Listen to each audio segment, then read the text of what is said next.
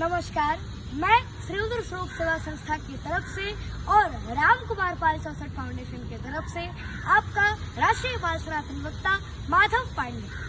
आज का विषय है रामचरितमानस एक महामंत्र। गोस्वामी तुलसीदास जी की रचित महाकाव्य रामचरितमानस सिर्फ एक सुल चौपाई और दोहा ही नहीं, बल्कि यह एक महामंत्र और मंत्र जीवन का एक सूत्र होता है।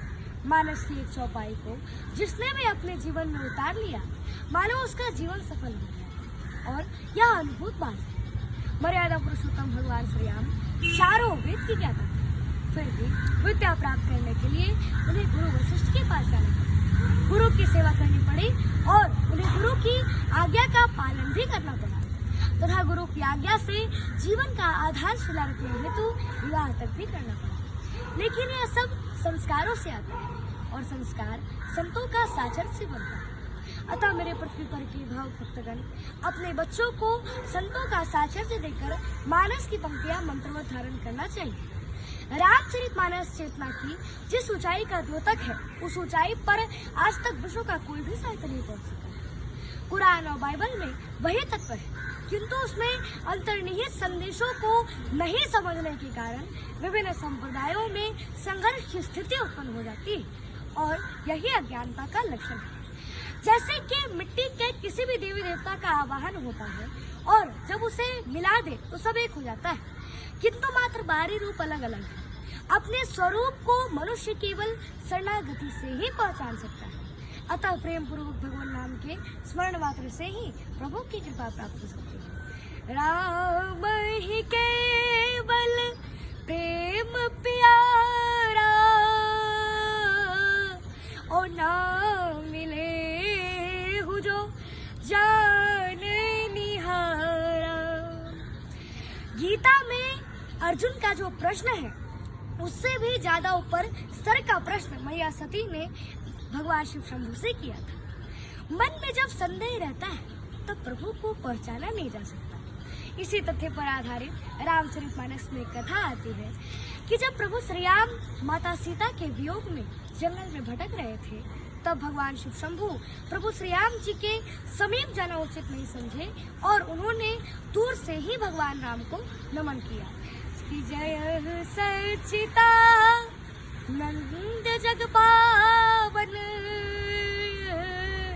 और हंस कही चले मनोज न श्रवण। अर्थात कामदेव को नाश करने वाले भगवान शिव शंभू प्रभु श्री राम जी को देखकर सचितानंद की जय हो, सचितानंद की जय हो ऐसा कह करके वे वहां से चल गए। और जब मैया सती ने यह सब देखा तो वे माया के वशीभूत होकर सोचने लगी कि सारा संसार भगवान शिव की वंदना करता है, पूजा अर्चना करता है, तो आज ये भगवान शिव शंभू एक साधारण से राजकुमार को देखकर अपने इतने प्रशंसित क्यों है। भगवान शिव ने माता सती की अंतरात्मा की भावनाओं को हाथ लिया और बोले कि हे सती, जो तुमरे मन अति संदेह ओ तो किन जाहि परीक्षा लेहु। अर्थात हे सती, यदि तुम्हारे मन में संदेह है तो तुम जाकर उनकी परीक्षा क्यों नहीं लेंगे। तो फिर सती ने कहा कि नहीं, ऐसी कोई बात नहीं है, मैं तो केवल उनका दर्शन करना चाहती हूँ। और भगवान शिव के आदेशानुसार माता सती प्रभु श्री राम जी के दर्शन के लिए चली। पुनि पुनि हृदय विचार करी धरि सीता कर रूप और आगे हो ही चली पंथ जहि आवत नरभूप।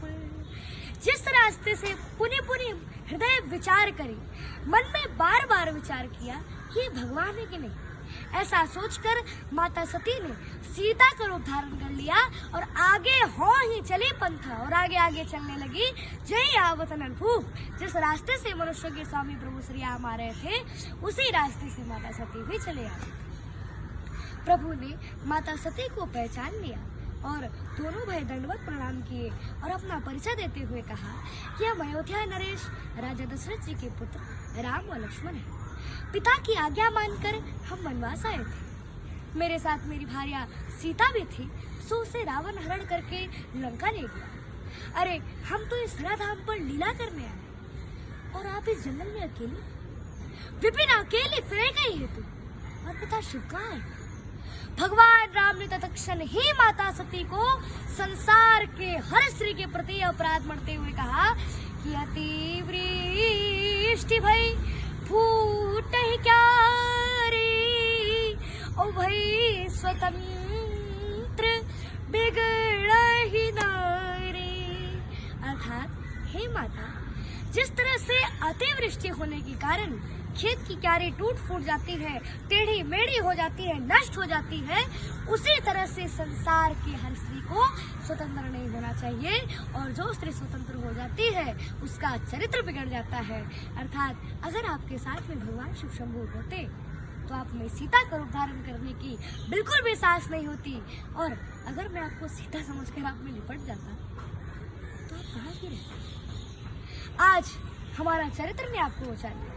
माता सती प्रभु श्री राम जी के समीप लज्जा के कारण पानी पानी। जय जय श्री राम।